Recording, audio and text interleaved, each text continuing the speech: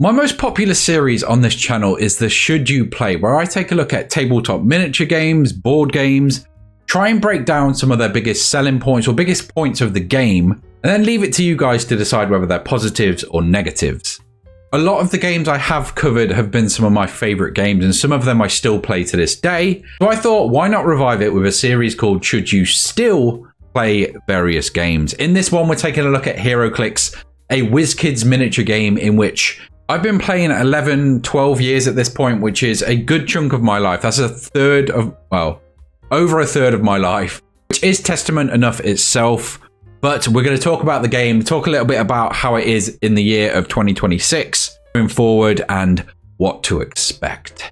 Now, a massive selling point for me, but potentially could be a turn off for some people. I will explain why it really shouldn't be, because there's different ways of doing it, but the collectability. This is a collectible miniatures game. So you open booster packs and you get different characters in them. Some people don't like that model, and that's fair enough. But if you're coming into this and you're looking at it and trying to decide if it's for you, I would say it's optional. There is a secondary market. You can just buy the figures. You don't have to go this route of opening random packs. But I've got to say, I absolutely love doing it. I play a lot of trading card games, so I like this mechanic. My favorite part about that is it offers the opportunity to play sealed, which is, I think, maybe the best format in any game. If you don't know what that is, basically in Heroclix and other trading card games, you'll get a set amount of packs. In Heroclix, it's normally 2. You open those packs, you have no idea what's in them, nobody else around the table does, and then try and build a team from those booster packs. Not only does it ask questions of your team building and understanding of characters and figures and how the game works, it's just a ton of fun. You get random characters, you're going to walk away with some really cool stuff. Each time you get to try new characters, and there's different sets, so different sets of different characters in.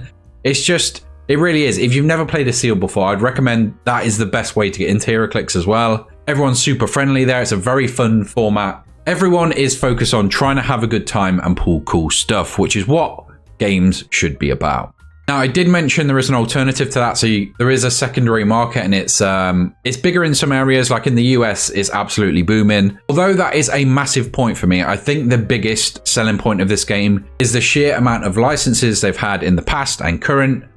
So you get so many different characters, so many varieties, so many things that you love, all smashed into one game.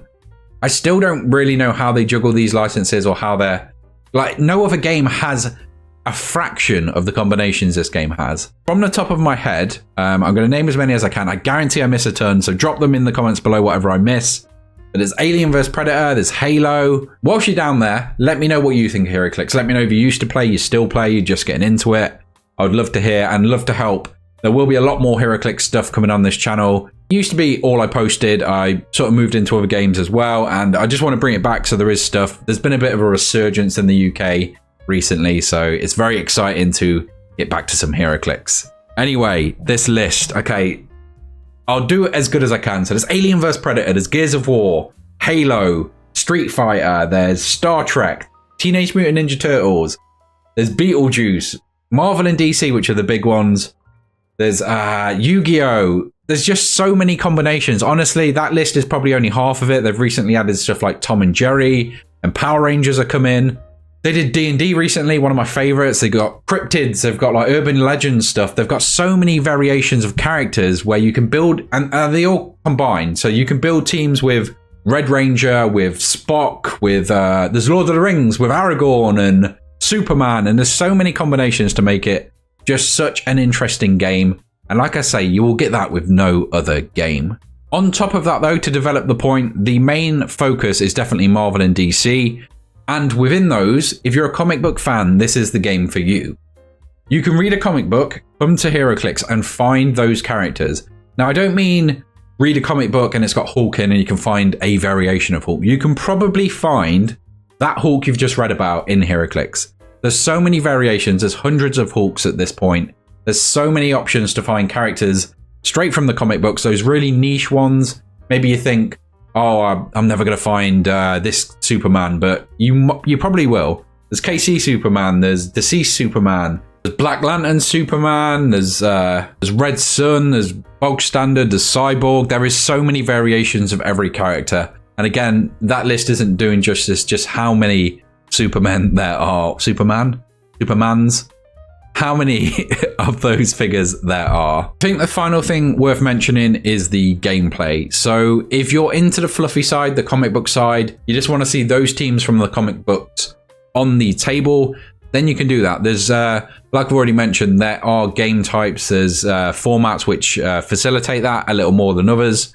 Stuff like sealed, stuff like themed, stuff like pulp, which is you don't use some of the higher rarity characters, which tend to be the more expensive ones. So it really does cater to all types of players.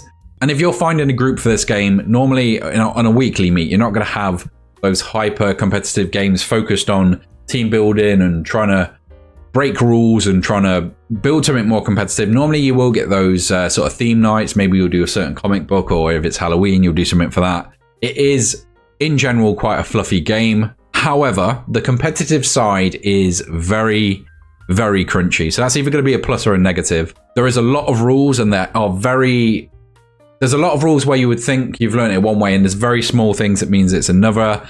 Once you learn those things, you'll get a grasp of this game. But to get to that point, it's going to take a lot of learning, a lot of playing, which for some people won't be a bad thing. And like I said, this is only the very top competitive side. If you just want to play the game, honestly, you could probably pick it up in a day. I do have a how to play video on here, and I will be updating that at some point with some more rules and stuff. I've got it all on the channel though, if you want to go check that out. Any questions you've got for how to play, drop them below as well. I'm more than happy to help. In general though, I think it's quite an easy entry point, but like I say, it gets very technical, very crunchy, very tactical. A lot of people will enjoy that, especially when looking at the competitive side. And the final point I'm going to make is longevity. Sometimes with licensed games, you worry because they have to keep paying for the license, but at some point they just want to ditch it. It's not the case for this one. I don't know how. Like I said, they've juggled so many licenses over so many years. It's been going 23 years now. So that is an incredible achievement. Like I said, especially with all these different licenses, and it shows no signs of slowing down. Last year in the UK, or last year and a bit anyway, we were struggling to get product over here. It does seem like things are starting to get back to normal. We've got nationals coming up and potentially some fixes for the distributions on the way. So now is a good time to get into it, regardless of where you are. If you're in the US, you're laughing. The game is doing well there. It's booming. It's moving forward. We're getting more and more support. WizKids recently, I've got to say, have been incredible. They've been doing more stuff with the community. They've been more vocal. It's definitely a positive. And I think currently the game, how it is now, there might have been bigger booms at points, maybe. I'm just thinking back when they did like the OP stuff. But all of that is coming back as well. And I think it's pretty close now how it used to be, and probably will exceed where it used to be at some point. So if you're looking for a time to get on board, I think it's definitely now, as it seems in a healthy place and is only moving forward positively. And like I said, it's been around for so many years with so many licenses, it shows no sign of slowing down. In all of these retrospectives, I want to just give you the points and you decide if they're good or bad. Like I mentioned sealed, I mentioned collectability.